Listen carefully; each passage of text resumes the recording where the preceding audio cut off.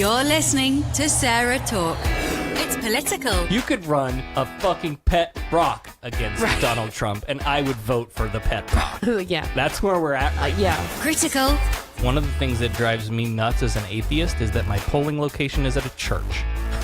And I don't necessarily have a problem. I'm not going to like burst into flames walking into a church. Now, after being on this show and having heard your viewpoints on some things, my advice to you is don't test this. I won't burst into flames. And positively LGBT positive. In many states, you can still be evicted from housing simply for being gay or transgender. Stand and fight with us.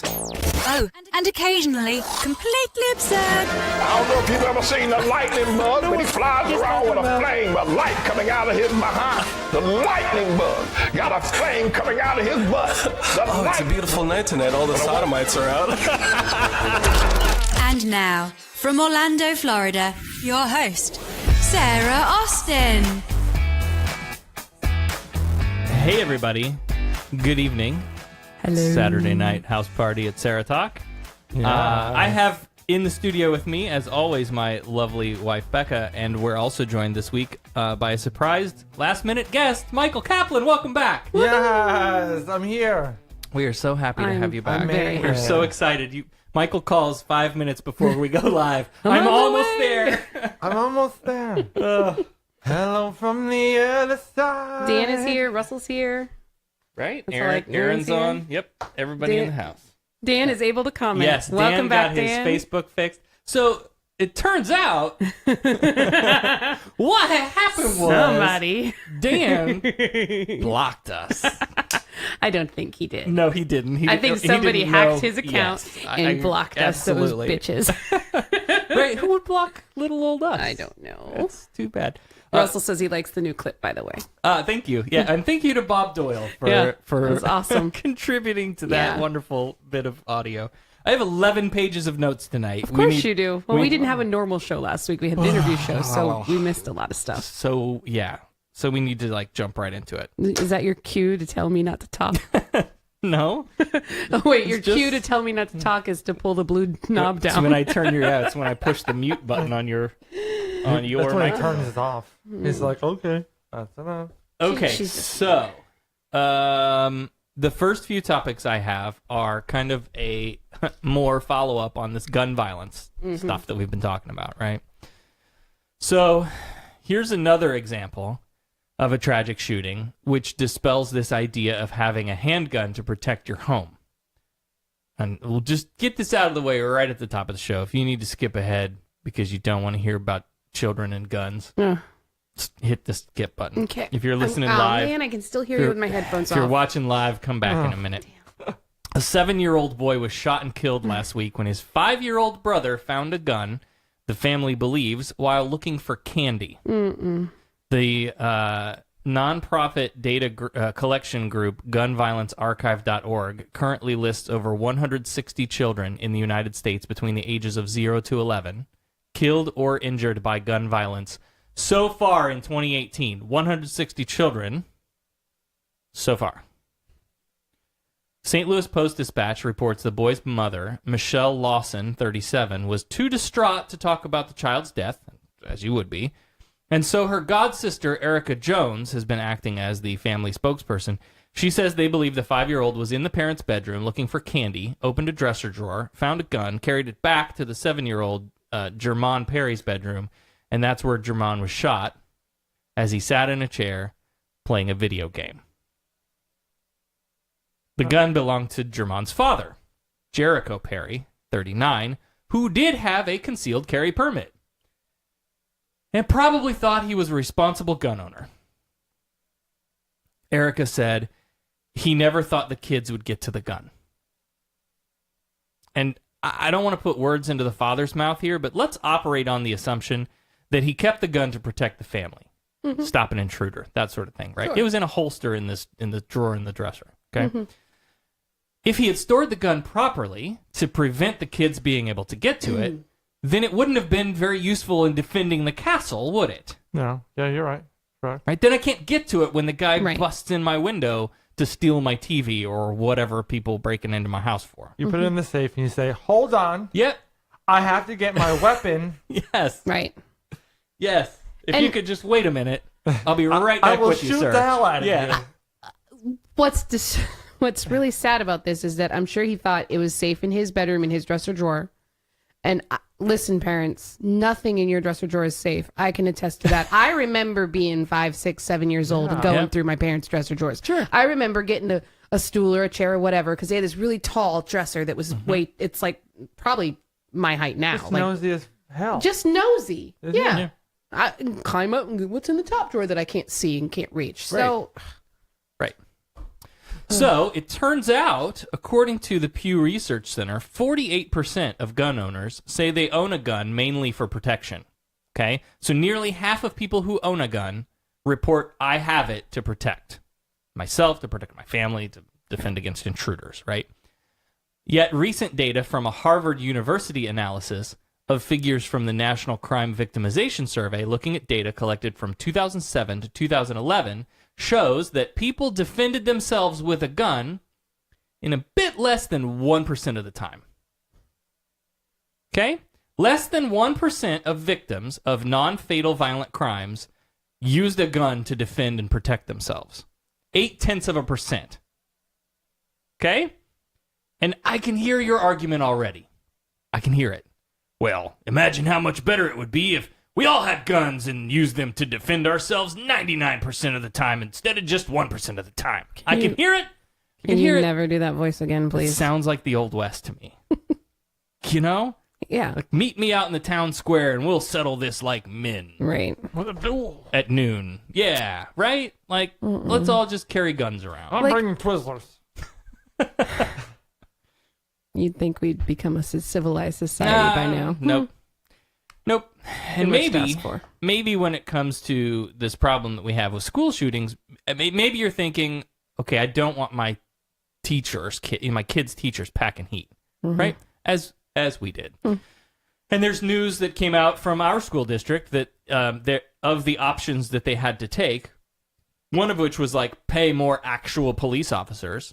Right. They chose instead to just hire some people to work for the district, give them the minimum mandatory training of 130 hours or whatever it was, send them off into the campus with a gun and hope for the best. That's what our school district chose. When they could have, if we're going to have people in schools with guns to defend and protect my children, if we're going to do that, if I allow that premise, that's what's going to happen, then I want it to be a police officer who has continual training requirements. Right. Who's trained to deal with high-stress situations. Who's probably trained to deal with active shooter situations.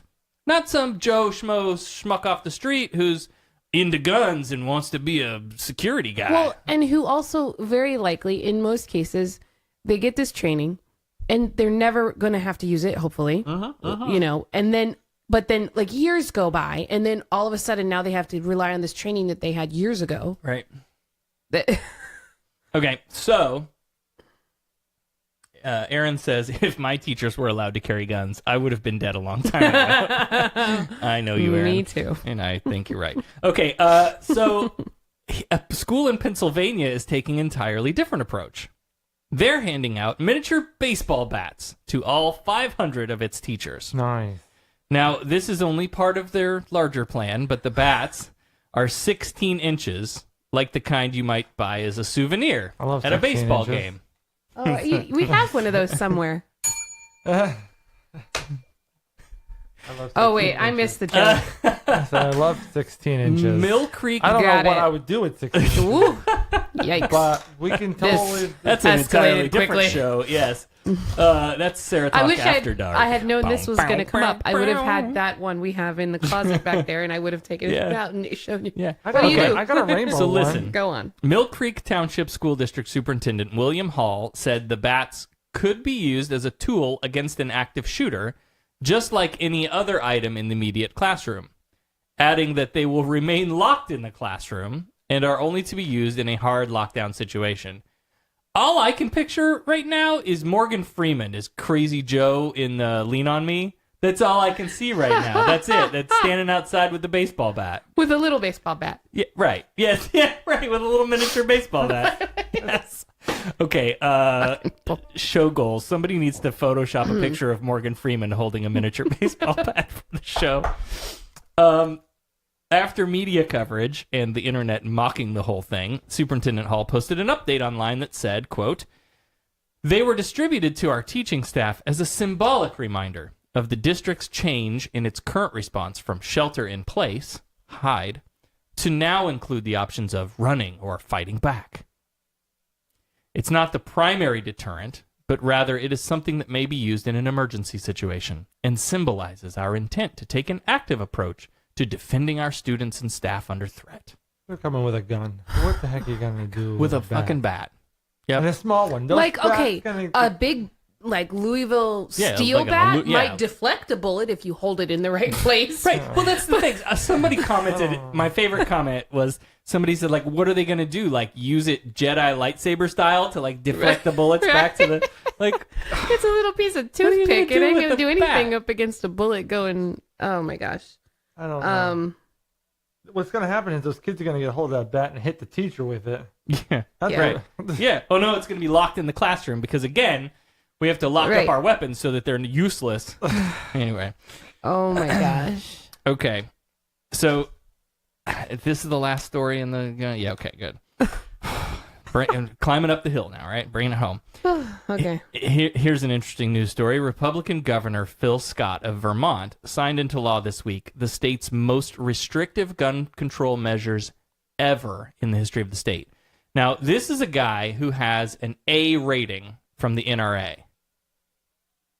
Apparently, 2 days after the Parkland shooting, police uncovered a shooter's plan to shoot up a high school in Fairhaven, Vermont, at which point the governor decided he could no longer sit back and do nothing.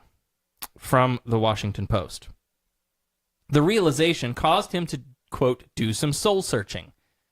He had been a gun owner his entire life, he said. He was a hunter and a fisherman, and at home he had a safe full of guns, including the one he got when he was 13. While he was a state senator and lieutenant governor, he never felt the need to change the gun laws.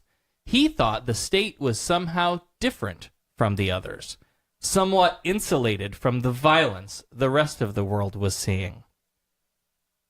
Quote, "But I was wrong, and that's not always easy to admit," he said. "I support the Second Amendment, but I had to ask myself, are we truly doing everything we can to make our kids and communities safer? Because if we're at a point where our kids are afraid to go to school and parents are afraid to put them on a bus, or police don't have the tools they need to protect victims of violence, or families can't step in to prevent a loved one from taking their own life, then who are we?" Mm-hmm. Naturally, he took a ton of shit for this position. People yelled traitor and BS and told him that he'd lost their votes. Please, if you appreciate what this guy just did, turning on his own party line to act with some authenticity and care and compassion for children, go to governor.vermont.gov and send a message of support to Phil Scott, right? Let him know that the only voices out there aren't the rabble outside that's, you know, that hates him for taking the guns away. So stupid. Excuse me, I'm adjusting my knee. Well. So let's talk about this the Vermont law. The Vermont law does this. Bans the possession and sale of bump stocks. Okay. Bans the possession and sale of magazines holding more than 10 rounds for a long gun and 15 for a handgun, except for those purchased before October 1st. So the idea is, like, eventually that stuff that's, you know, out there in the community already right now will eventually become non-functional and we won't have to, you know, worry about it as much. And then nobody's coming to take your guns away, right? So this is effective today going forward, or not today, October 1st, going forward, like this is what the policy is now. Guns that are out there right now, we're not going to come after you. You're grandfathered into whatever law and was. Eventually that'll all clear out. Sure. Okay. It requires that all guns must be bought and sold through a licensed firearm dealer only. except when the sale is between immediate family members. No, Michael, you're fired. Oh, Michael. You need to turn your volume down. The 7-second delay gives us away every time. Go ahead, turn it down. We'll just mute your microphone.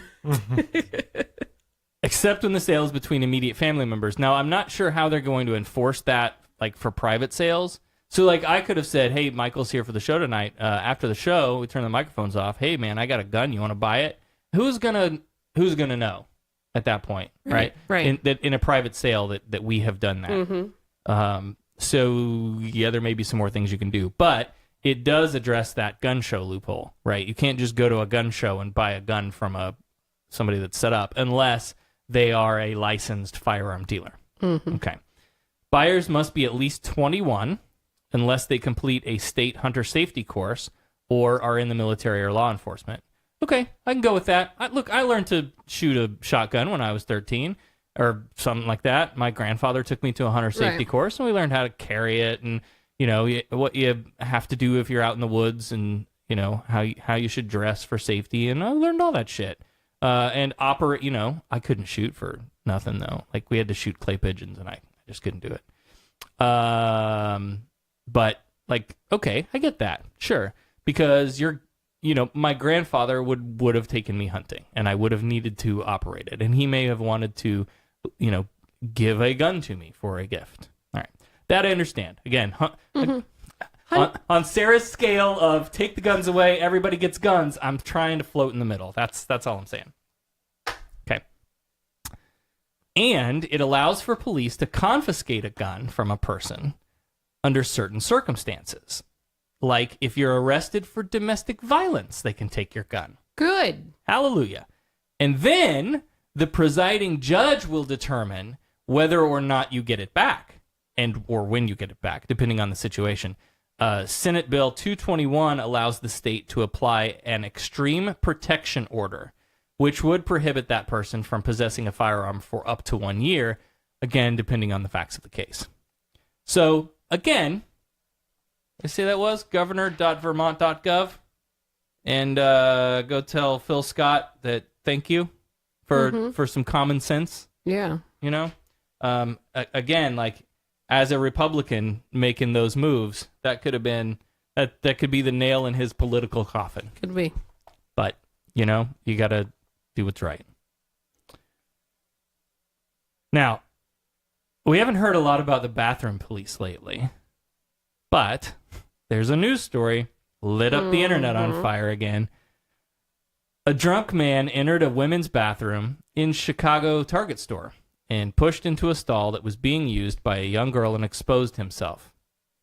How does this connect to Target's decision 2 years ago to allow transgender people to use any bathroom or fitting room that matches their gender identity?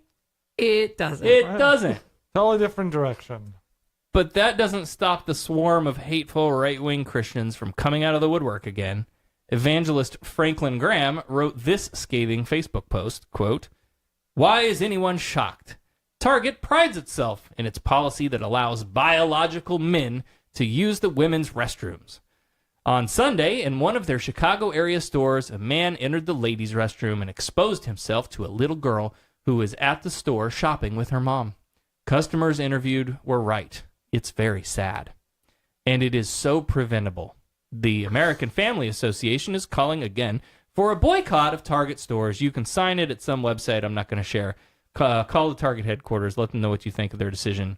And you can raise your concerns, blah, blah, blah. All right. So let me respond to some of that. Please tell me how that's preventable. Okay? He's trying to argue that the trans-affirming policy is the problem, except that what this guy did isn't legal. Regardless of what the store policy is, it's still illegal for an adult to go into any place and expose themselves to a child. Yeah. Or of any anyone. gender. Or any person. It's indecent exposure. Right. No matter how you paint it. I might look. Well, yeah, but it's still illegal. So There's no consent. So let's say Target did reverse the policy, right? Let's play the what if. Do you think that this drunk guy is going to go, oh, shit, they changed the policy, I better not go in there? Like, No. No. He didn't do it because they allow that. He did it because he wanted to. He was drunk. He probably didn't know where the fuck he was. Probably not. He probably wasn't even trying to expose himself. He was probably trying to take a piss, and the little girl just happened to be there. Right. Like, Exactly. What are you doing over here? Oh, you're in the wrong bathroom. So what you can and should do is call the Target headquarters at 612-304-6073 and let them know that you support them, that you realize this policy has nothing to do with the actions of a drunk guy, and tell them that these fringe religious zealots don't speak for you. 612-304-6073. Post something positive on their Facebook too, because I'm telling you, the crowd, the South Park crowd, is rabble loud. ugh, so annoying. Yeah. But it's almost like the common denominator is men. It's almost. Trans women aren't the danger. It's men. Mm-hmm. And if you'll admit that, if we can get to that point where we can talk about men being a problem, then that's a good place to start a useful dialogue. Dirty people are the problem. Inappropriate, dirty people. Yes. Mm-hmm. So speaking of men behaving badly, you've probably heard the claim that it's Republican men more than any other. And I think there's decent data to back that up, but anecdotally, here's another example. Another Republican governor, Eric Greitens of Missouri, is in hot water for criminal invasion of privacy, among other things, in relation to an alleged sexual assault claim, and this week a state House committee released a report with graphic details on those allegations. The woman who testified under oath said that Greitens took a photo of her bound and blindfolded and then used this as blackmail to prevent her from speaking out. Now, I'm not going to go into any more detail than that because it reads like a 50 Shades of Grey novel, except it's not erotic fiction.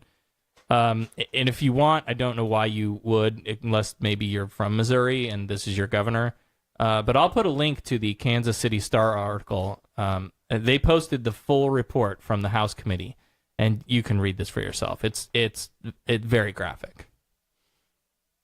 Now, sometimes people tend to forgive their own kind for these transgressions a lot easier than they do the outgroup, right? These Donald Trump's people are, whatever, he can grab him by the pussy and we don't care because he's doing good things for the economy, right? So it's easier to forgive your own kind. I get that. I understand that. So I want to make sure that when there is a monster in our own movement, that we talk about it. Of course. David Silverman was the president of American Atheists starting in 2010 and had worked with the organization since 1996. The chair of the American Atheist Board of Directors, Neil Carey, released the following statement yesterday. Last night, the American Atheist Board of Directors voted to terminate David Silverman as president of American Atheists. Board Chair Neil Carey and Vice President Kathleen Johnson will continue to fulfill the duties of the president, while National Program Director Nick Fish oversees the day-to-day operations of the organization. On April 10th, 2018, the Board of Directors placed David Silverman on leave pending a review of allegations raised regarding Mr. Silverman's conduct. The Board of Directors has reviewed internal documents and communications related to the initial complaint, as well as the evidence relating to additional allegations brought to the board's attention. Today's announcement is based on these findings, and the board intends to cooperate with any future investigations. BuzzFeed then released an article detailing these allegations.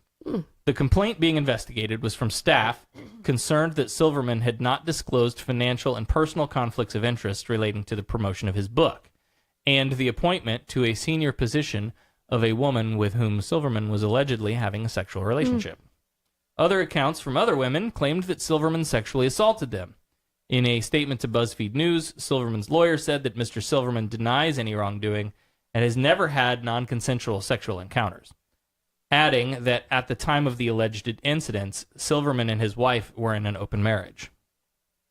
And of course, none of these women felt safe to come forward with their stories because Silverman is a powerful player in the atheist community and president of fucking American Atheists. Right. Are you going to go up against that guy? Now, so I wanted to include it because I think we need to make it clear that it doesn't matter what community you're talking about, it doesn't matter what group you're in, there are people who will exploit others. There is scum among us. Yes. People are going to use their power, whether that's actual power or perceived. No group is immune from this stuff. And we will call out that bullshit on our own side, too. Finally, the last stop on our tour of men being shitty. One of the worst types of shitty men, white nationalists. Oh.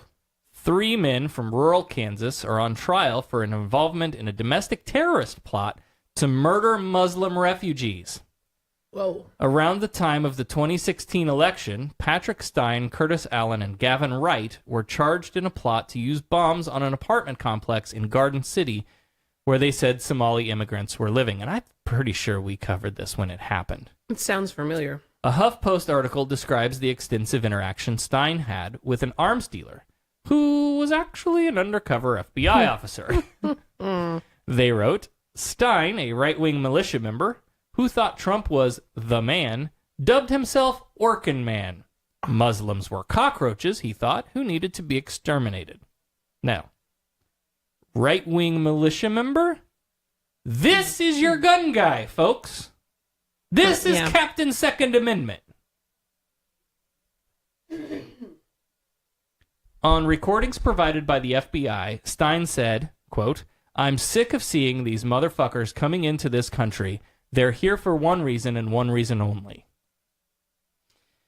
And unless they did something soon, the Muslim takeover would begin. So the FBI agents build rapport with Stein over WhatsApp. They get all the dirt, and the FBI swings in and picks him up. But what's happening in court right now is what's really fascinating. Apparently, the defense attorney for the 3 men are trying to argue that they're just idiots, not actual terrorists, okay?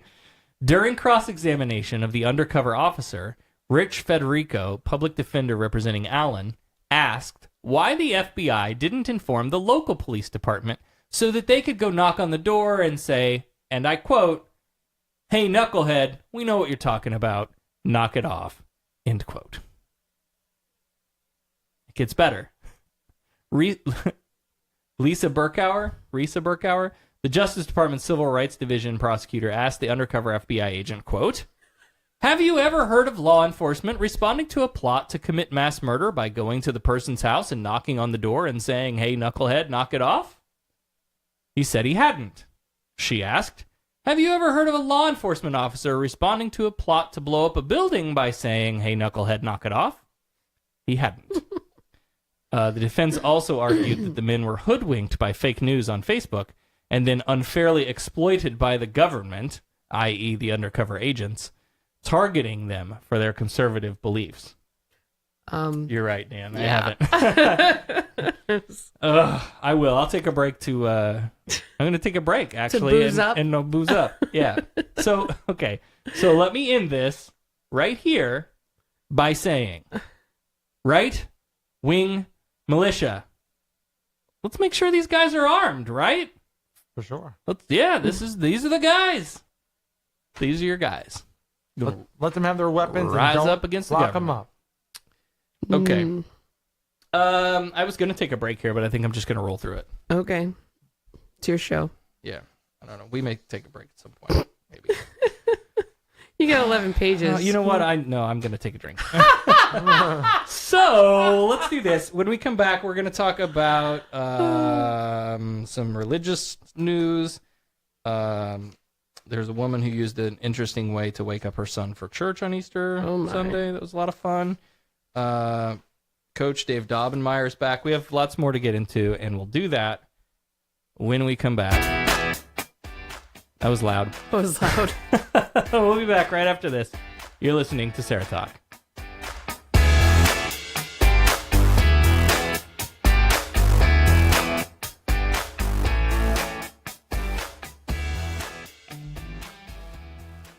In today's health-conscious society, you have many beverage choices. But do you know what's in all of them? So much sugar, sodium, and things you can't even pronounce. Dihydrogen monoxide.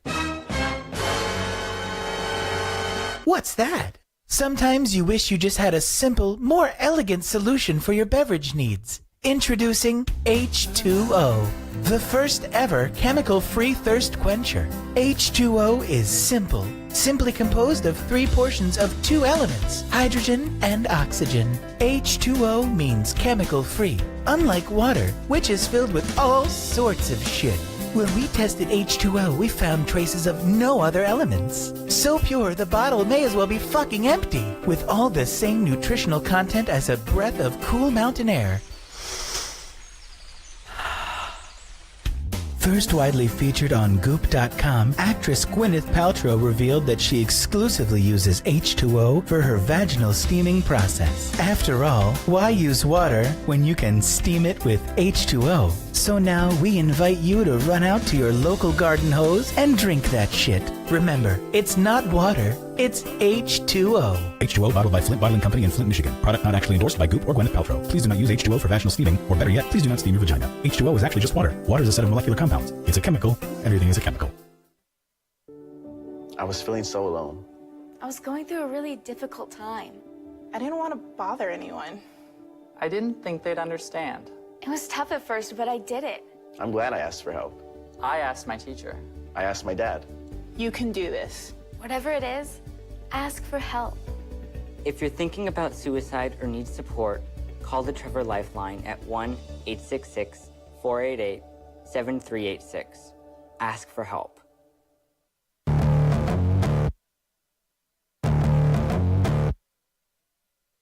Want to join the conversation or tell Sarah she's wrong?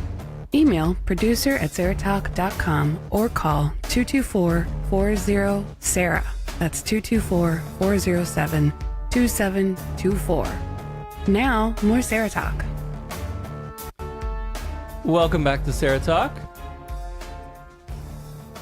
So, before we get back into the stuff I have planned, I did want to drop some updates for y'all. We are starting to add the video archives of these Facebook Live shows on our Patreon. So what happens now is after the live show, the video comes down like it always does. We take the video away right away from Facebook, and then we are going to be posting that to Patreon for patrons at the $10 per episode level or higher. So we've already put on episode 101. That was the first one that I put up, and if I get time, if there's an interest, maybe I'll put some of the old ones up too, like some of the, maybe not all of them. It's a lot of work. Yeah. But at least going forward, that's where the videos will be. Become a patron for as little as $1 an episode. It gets you access to the special feed where every episode is available before the general listenership, and the breaks like that, we delete them out. And I want to tell you how it benefits us. In addition to the time and effort we put into the show each week, I mean, I don't tell my boss. I spend a lot of time researching the show. Spend a lot of time researching for the show and typing up some notes. The credit card bills that I'm still paying for this table. Yeah. The studio table is really fucking expensive, and I'm still paying for it. And we like to get out of the studio and get into the community too. We are confirmed for Polk Pride again. Woohoo! Are you coming this year? Polka Pride. We do polka there? Sure. Yeah, if you want. Yeah, if you want. Do whatever you want. Do whatever you want. Listen, It's- it's not nearly as big as Orlando Pride. Yeah, it's... So your calves won't be killing you when it's over. Okay. So Polk Pride is Saturday, June 16th.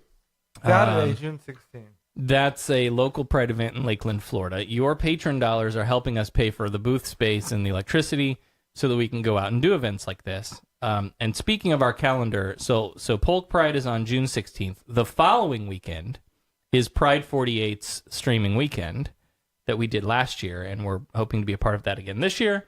That is Pride48.com, their network. That is a bunch of different queer podcasters, part of the network. And for the streaming weekend, it's like nonstop 48 hours of us all broadcasting, right? One show after another, nonstop for 48 hours. Just hang that on the door of the salon, and you'll be good. What's it saying? Your free pass. They're closed for Polk Pride. It says Polka Pride. Polka. That's great. They're going to be like, what? They don't do anything for celebration, but they go to Polka Pride? Well, you live in Polk County now. Yeah. Yeah, there you go. Just saying. So no big details yet on the Pride 48 weekend, other than we can announce that it starts Friday the 22nd and goes through Saturday night, June 24th.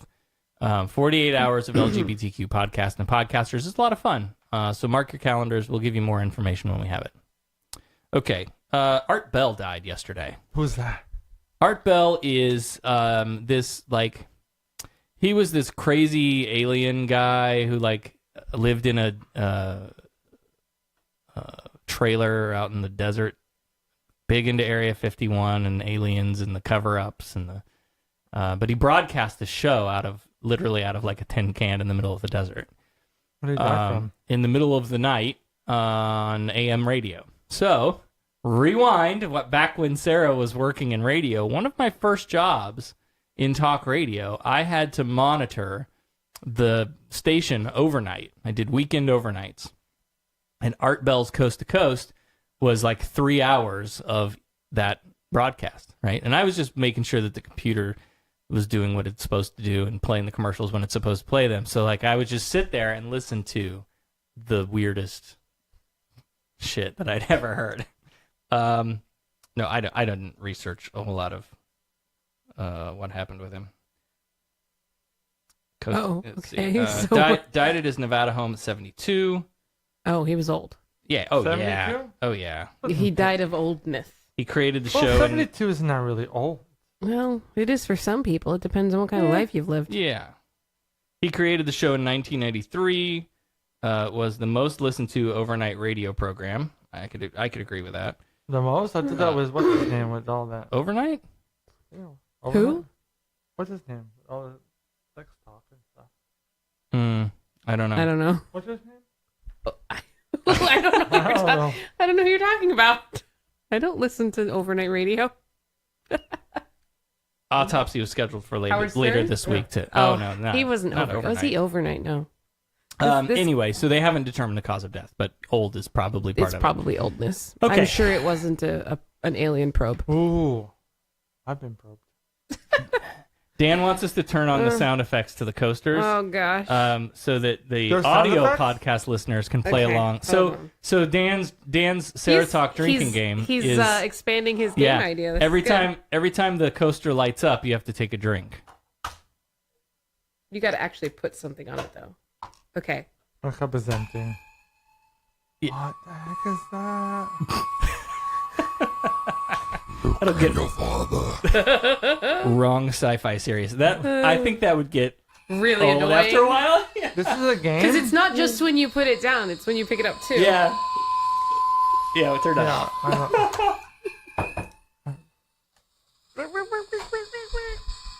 Yeah, I was okay with the light up thing. I didn't know this was a game. Yeah. Well, so for those who are watching on the Facebook Live, when a coaster lights up, you take a drink. Yeah. Okay. So your cup is empty and you're only drinking water.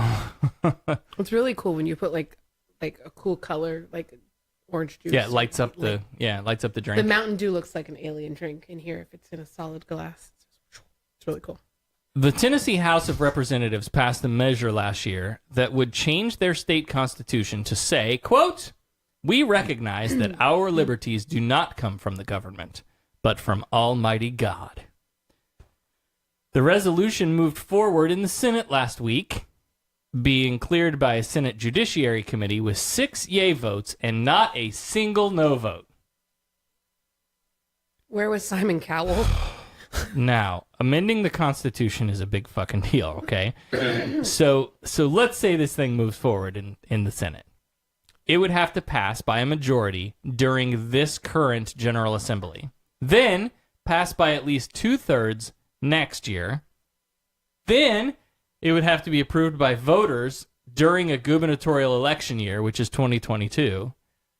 So it's a lot of work to make an amendment to their state constitution, okay? But so it seems unlikely. But did I mention this is Tennessee? Just saying. The next story comes out of Arizona. But if this woman moved to Florida, she would be in the running for our Florida segment. Was a 40-year-old Sharon Dobbins was arrested after getting a little too filled with the Spirit while waking up her son for Easter church service. Oh, God, this can't end well. Her son, who is the winner in this story, didn't want to go to Easter service. He wanted to hang out with his friends instead. I can't say that I blame him. In an interview with KNXV, Dobbins said, "Get up, it's Jesus Day." Did you tase your son? No, I made the noise with the taser. But I did not tase my son. Except the police say they found 2 marks on the teen's leg. It was from Jesus. Whoa. He was like, "Mom, I'm calling police." I said, "You can call police, UPS, DPS, whoever you want to call." UPS? And I told the dispatcher, I said, "You need to be with Jesus right now." Told the dispatcher, you need to be with Jesus right now. And here's where, yet again, allowing this ridiculous ideology into the realm of acceptable becomes a major problem for society. I don't think I did anything wrong. Because you're supposed to put God first. And that's all I was trying to tell my kids, put God first. I told my sons this: honor thy mother, thy father, or the days will be shortened. That's my favorite. That's my favorite, she says. I'll kill you with a taser, boy. That's my favorite. What the hell? Are you fucking... You know, okay.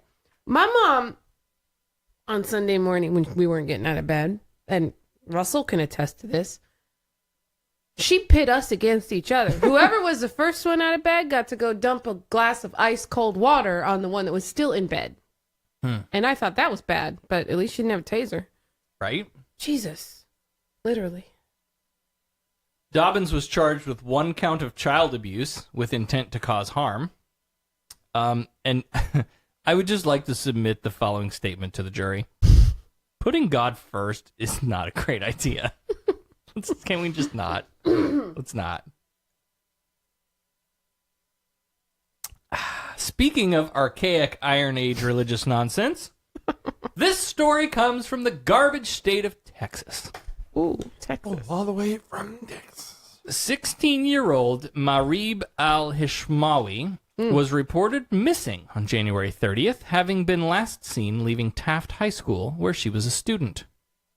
Her father claimed she may have been kidnapped and pleaded for her return, but once Marib was found in mid-March, having been taken in by an organization after running away, the dark details started pouring out.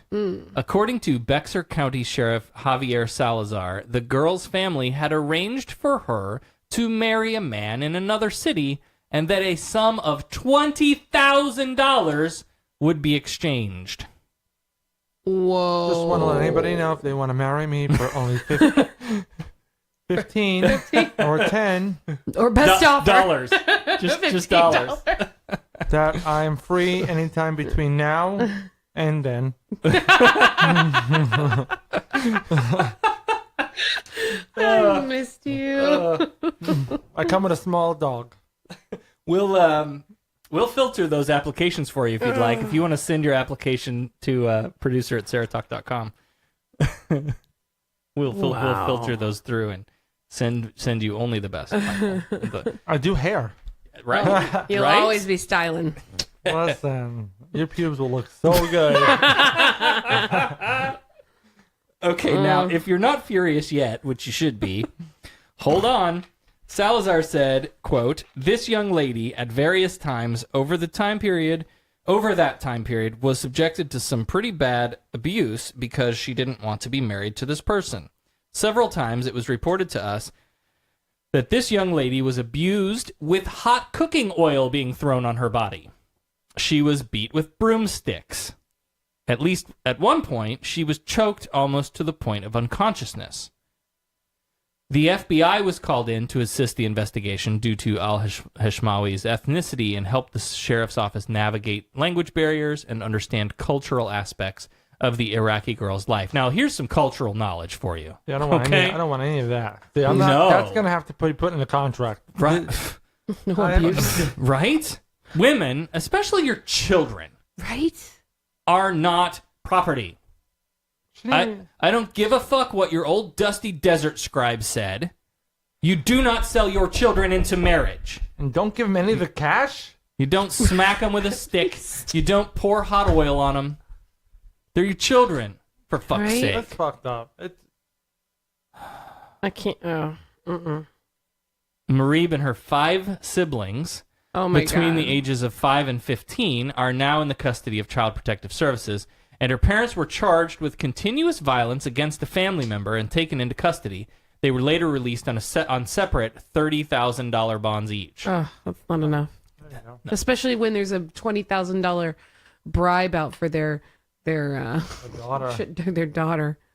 That's, oh my God. What'll happen is the husband will pay half of it and leave the wife in there. Yeah, there you go. Jerk. Probably would surprise me. There you go. Oh, Aaron sent us. Oh my gosh, Aaron, you're fast. Right? I've been told. I missed it. I can't. It says, you think you can terrorize my school with your AR-15? I'm about to tear you a new asshole with my tiny novelty baseball bat. Batter up, motherfucker. Oh my God! Yes. Oh, I love it. That's amazing. Oh, wow. Thanks, Aaron. That's amazing. Oh, it's so good. So this girl in this story, she's my new hero. Got out of the house. Right. Ran away, got to safety, found an organization that would take her in and help her. Good for you. Yeah. Good for you. Ugh. That's awful. Yep. So can Morgan Freeman take that baseball bat and down to this family and rip a hole in their ass? Yeah, whatever. Saying. But again,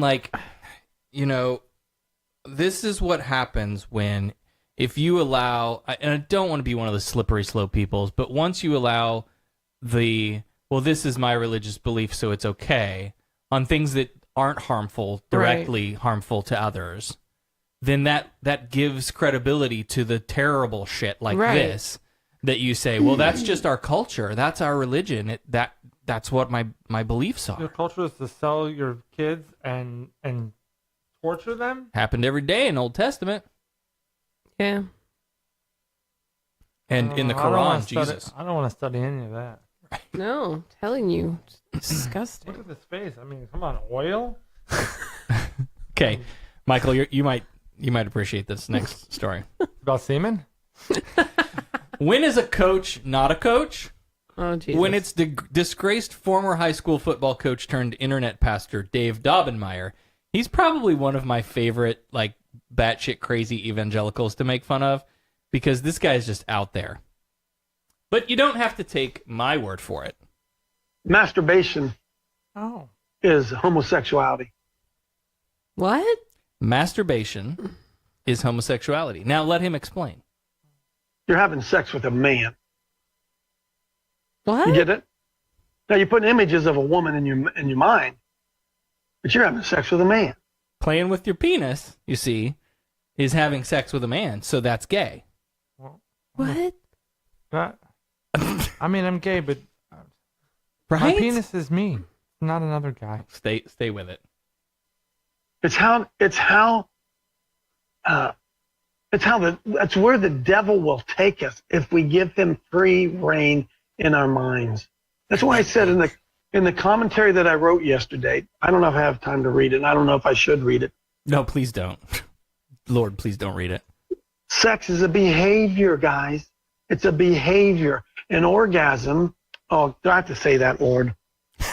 Like he gets the ickies just saying the word orgasm.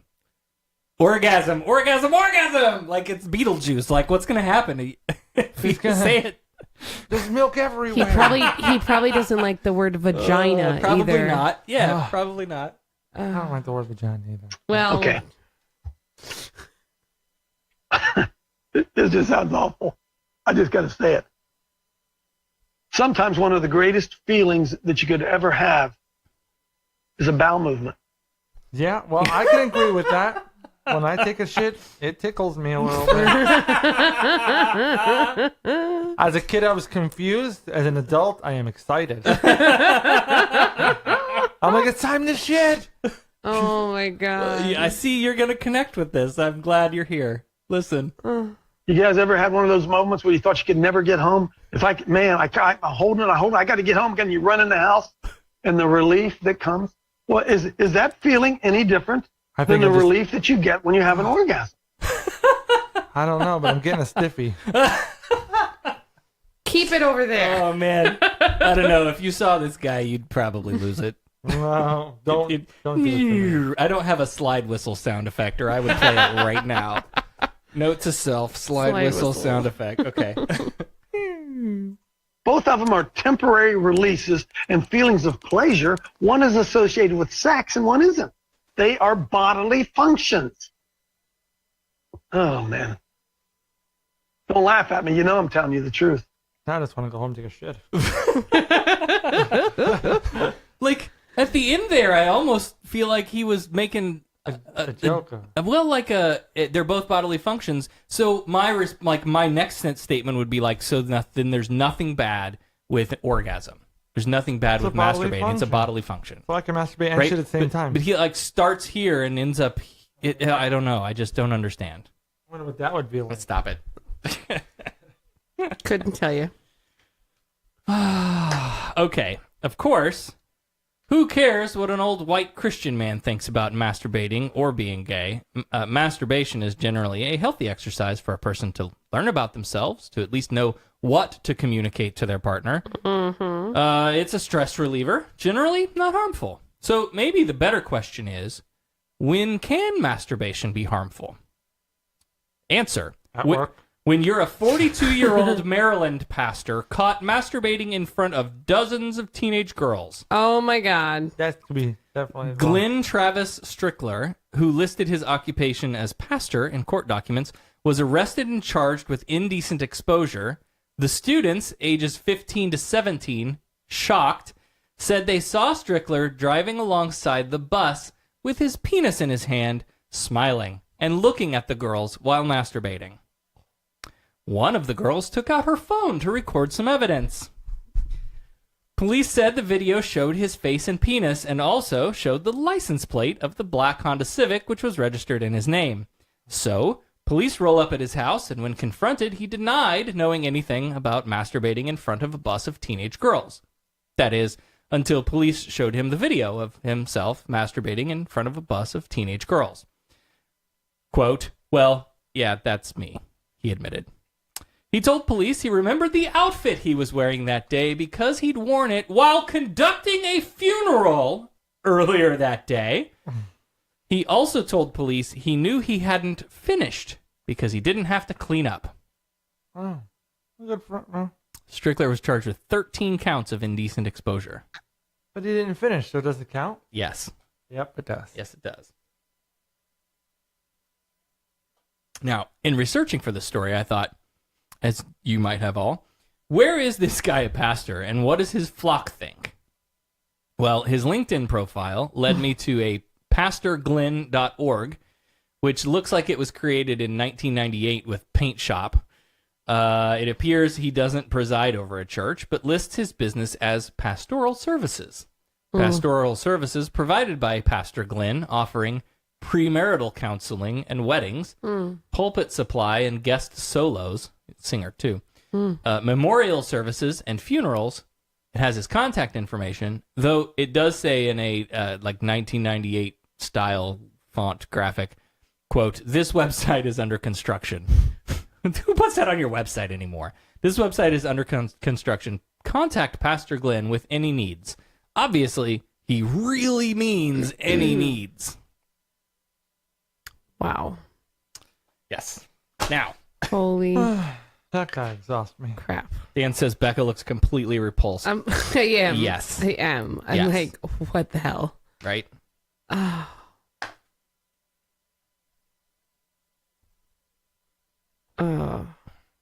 Okay, bringing it home.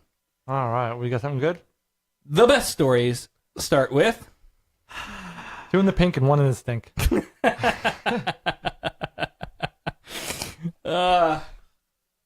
I love you, Michael. I don't know, that sounds like maybe the middle or the maybe near the end of the story. A Florida woman was arrested last month on drug possession charges when Fort Pierce police pulled over the vehicle, which was swerving in the roadway. According to a police report, an officer approached the car and smelled an odor of marijuana coming from inside. While performing a search of the vehicle, officers found marijuana and cocaine in separate bags inside 26-year-old Kenesha Posey's purse. Police asked about the drugs, and Posey admitted the marijuana was hers, but, quote, "I don't know anything about any cocaine. It's a windy day. It must have flown through the window and into my purse." End quote. She was searching, and she didn't get anything close to what could have happened. Woo! How high was she? She was way up there. Yeah, the weed's mine, but I don't know where that cocaine came from. It flew right in the window. He was out there. Oh, man. Posey was booked into county jail on one felony count of cocaine possession and a misdemeanor count of marijuana possession, later released on bond. What, they didn't believe her? Oh, no. Wow. I thought she was clear. Where's the girls on the bus with the video of the cocaine flying into the windows to Masturbation, cocaine. We got everything. Okay. The second story in our Florida Man, we have 3 tonight. Oh. Story number 2.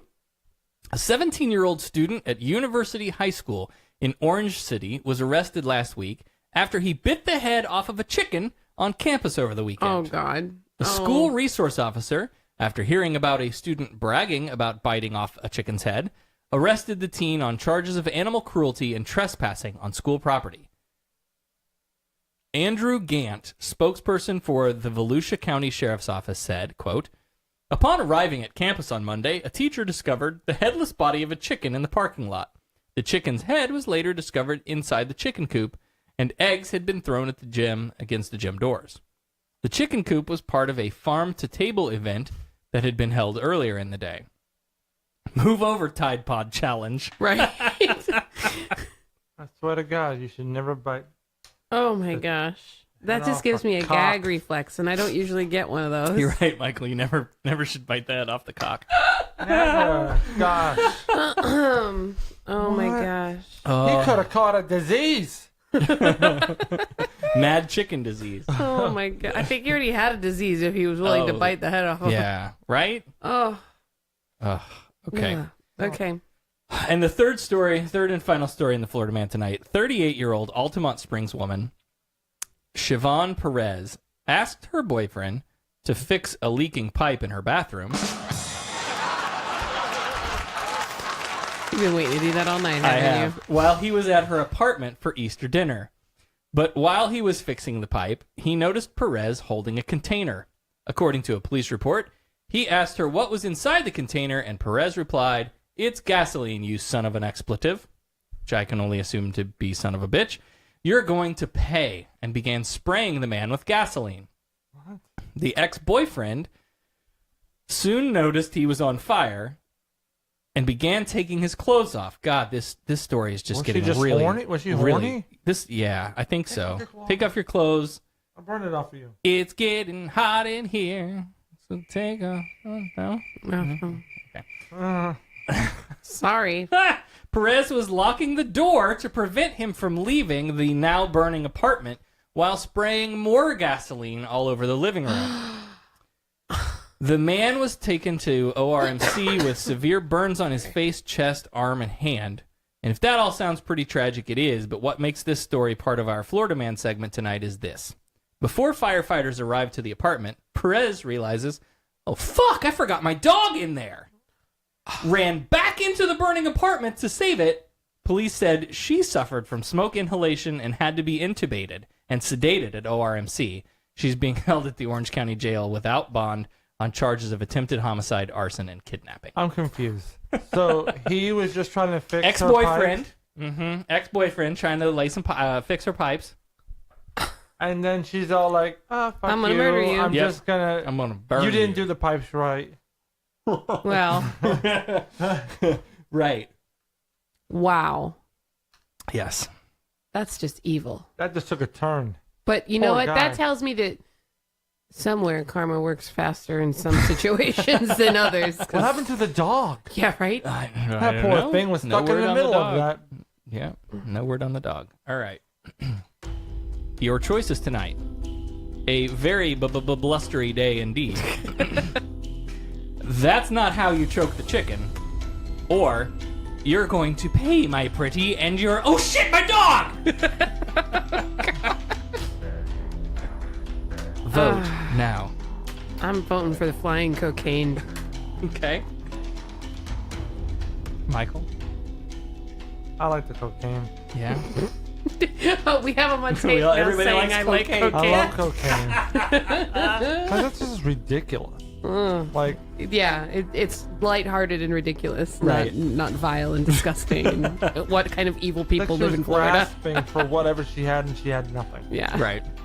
All right. As usual, I'm going to forego my vote for the Facebook group. So head to SarahTalk.com and click on our Facebook group link, and you can become part of our fantastic group and vote. I'll put the poll up as soon as we're done with the show here tonight. Ooh, gonna be a poll? There's a poll. Strippers are coming! All right. Now, I want to round out the show tonight with the following. We are actually, I don't know if you know this all or not, we're actually in the end times. Did you guys know this? What's the end times? It's the end times. So Jesus is coming back. Get ready for the rapture. Okay? All right. The earth will be destroyed April 23rd. April 23rd. Yeah, April 23rd. Now, Of this year? Now, yes. Now, don't let that stop you from becoming a patron at patreon.com/SarahTalk. But without going too far back in time. You might want to give a little bit extra just in case. Yes, right. And we're building a bunker. If you're a patron, you can come into the bunker with us. We're taking $15,000 per patron for your safety. How much do you love your family? For a $10 per episode goal, you can come into the bunker with us. Okay, I'm sorry. I totally derailed your whole thing there. No, you're fine. So without going too far back in history, because there have been very, very many, and I'm skipping many, many of these. Pope Sylvester II predicted January 1st, 1000 as the millennium apocalypse at the end of the Christian millennium. Wish that last part had been accurate. Others predicted 1033 as 1,000 years after Jesus' death, rather than 1,000 years after his birth. Pope Innocent III predicted 1284 as 666 years after the rise of Islam to be the end of the world. Martin Luther predicted the end of the world would be no later than 1600. Explorer and rapist Christopher Columbus said 1656, then later changed it to 1658. 1666 was really popular, 666. Jumping ahead, and seriously, I'm skipping. There's so many of these predictions that we're skipping. The Shakers said 1792, then 1794. John Wesley, founder of the Methodist Church, said that Revelation 12:14 referred to the year 1058 to 1836-ish as when Christ would come. Herbert Armstrong, founder of the Worldwide Church of God, said the rapture would take place in 1936, then changed the date 3 more times after being wrong. Jehovah's Witnesses claimed 1941, then 1975, because that would be 6,000 years since man's creation, they calculated with their brains. In 1976, Pat Robertson of the 700 Club claimed 1982 as the end of the world. Nostradamus predicted we were going to party like it's 1999, and of course, fear around the Y2K computer bug that never happened fed into 1999 as the end of society. January 1st, 2000 was predicted by Jerry Falwell, Isaac Newton, and many others. Pat Robertson, again with a correction now, April 29th, 2007. All those predictions, and many, many others that I didn't mention, too numerous to count, those were all wrong. They have something in common. Wrong. But Monday, April 23rd, 2018, no, that's it. April 23rd, 2018. That's the day. I'm still keeping my appointments that day. That's it. I'm not changing. Hey, at least they'll go out looking damn good. Yeah. Revelation 12:1-2 reads, quote, "And a great sign appeared in heaven, a woman clothed with the sun, with the moon under her feet, and on her head a crown of 12 stars. She was pregnant and crying out in birth pains in the agony of giving birth." End quote. Some believe that Virgo is the woman from the passage, since the sun and moon will be in Virgo, as will Jupiter, which represents the Messiah. Now, personally, I think all of this not either like it either gives some credence to the idea that the Bible stories were adapted from pre-Christian myths, right? The stars and right, or that it's all just fucking nonsense. I don't know, Virgo. I'm a Virgo. Maybe I should believe it. I'm telling you. Apparently, this alignment happens every 12 years. But this time, there's another planetary alignment which represents the lion of the tribe of Judah. If this isn't absurd enough yet, meet David Mead. He predicts the mythological planetary system known as Planet X, or Nibiru, will appear in the sky on April 23rd, which then passes the Earth in October, starting the rapture with huge volcanic eruptions. Okay, listen. At what point do we have enough data to say that all of this is just bullshit? I think from all the proof that we've had from many of those people on that paper. Lots of people on the paper. It's all shit. That were wrong. Yeah. Right. You lose, you win nothing. So here's what I think would be fun. I'm really disappointed in this. Why? I was really hoping there was going to be like a payoff. No. There's no payoff. No, the payoff. Death, but they're done. The payoff is we all die. Yeah. No, I mean, like, But we don't know I was when. really hoping for the punchline. No, we like, do know when. It's like- April 23rd. Okay, like Jesus is, because Jesus is coming. Jesus.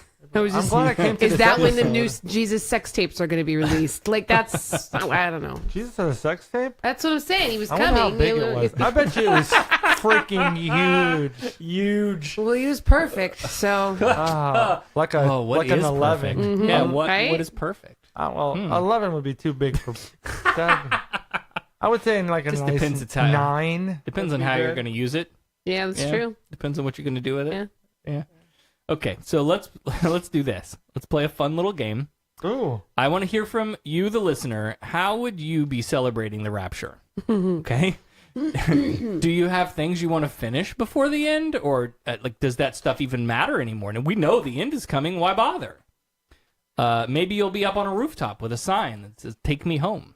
Take me home. I think Michael's It's gonna. not. It's not Monday. It's a Tuesday. I know what Michael's gonna do. Tuesday. He's gonna experiment with masturbating and taking a shit at the same time. No, that's going to be tonight. Oh, that's tonight. But I'll let you know. I'll comment on this video. I don't need to know. Thanks anyway. What would you do? What would you do? Like, you know, what would you do the last day? I don't know. I don't know. I guess I'd just stay home with my family. and- So I wrote it wrong twice. We're making pancakes. It is a Monday. Yeah, right? It's a Monday. So like, should we bother even going into work? I'm off. Right? Oh, you're you're off. off. You can do whatever you want. I'm You don't have to fucking call in for free. work. And Dad, yeah, maybe you'll just want to rest up before whatever happens. There's probably going to be a big run or something. You know, the earth might split. You have to, like, jump over rocks and shit. A I'm giant dead. volcanic eruptions. I'm dead. If it's, I can't even barely walk. I'm not jumping on any right We're now. just pushing you in. I'm just gonna go. Here I am. Take whatever.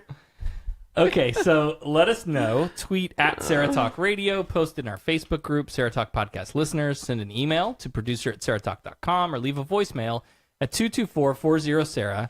SarahTalk.com has all these ways to contact us, and we'll feature your rapture plans on the next and apparently final episode of Sarah Talk. Oh my gosh. Next week before the rapture. All right, I got to be here. Yeah, right? Yeah. It could be the last one. The last show. Oh, God. Okay. So I want to, before we go, I want to give a big warm welcome to Eric. Eric is our newest patron. Yes, welcome, Eric. Thank you so much for joining us on our journey here. And thanks to all of our patrons at patreon.com/SarahTalk that help us pay for all the things that we have to pay for in order to make this thing happen. Next week. I'm sorry. Oh, go ahead. She's got to poop. Aaron says, if the rapture happened, I'd jump on a stranger's back and scream, "You ain't going anywhere!" Get over here. Oh my god. Get back in your house. Okay, so next week we are planning to talk with the executive director of Life Ring, which is a secular recovery program, about the program and how religion can play a role in how successful recovery can be for some people. And we've talked about this before, right? the concern of having a higher power as part of the, the requirement for going into a recovery.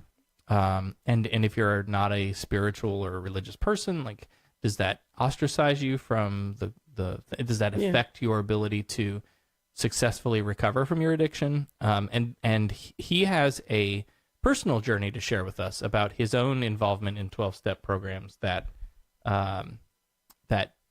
kind of, I guess, led to him creating this secular alternative. Right? So we'll also be taking your calls and hear about your own experience with 12-step programs or alternatives. So if you have an experience with a recovery program, get with us. We can pre-record something if you don't want to, if you're not able to call in live on the show, we can probably arrange some time during the week to get on and record a little bit with you that we can play back on next week's show. But I'm really interested in hearing, what your experiences have been, those of you who have dealt with addiction recovery programs. Like when they will learn about LifeRing, they don't really distinguish between alcoholism and like drug addiction, because addiction is addiction, right? It's how the body and the brain process that, So what you're addicted to is not necessarily as important as what addiction is, right? So they don't distinguish, it's not like, oh, Alcoholics Anonymous has to be, you're addicted to alcohol only, addiction. Right? So they kind of look at it as a broader thing. And I've been addicted to the nicotine most of my life, and I've been fighting that for a really long time. And I never went to like group therapy program or a 12-step program to get off of that. And I think part of that is because they don't take like cigarettes seriously as, oh, that's not a serious addiction, except that it causes cancer and kills millions of people. But okay, right? You know what I mean? Like that's not really considered. So that wasn't an avenue available to me as someone who was trying to stop smoking.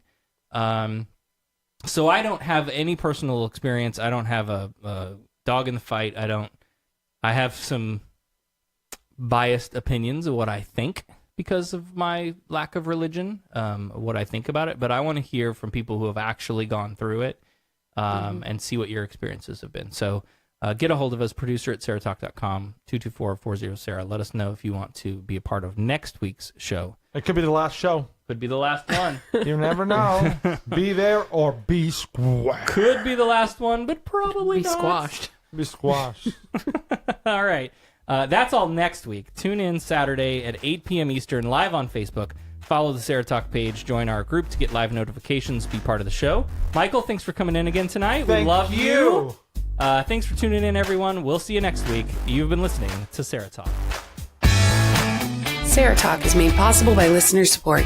Visit patreon.com/SarahTalk to become a patron and help keep this program going.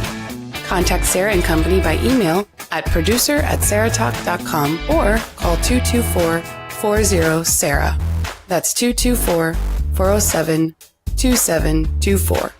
And follow us on social media, Facebook.com/SarahTalkRadio and on Twitter @SarahTalkRadio. Sarah Talk is a production of Sarah Austin Media.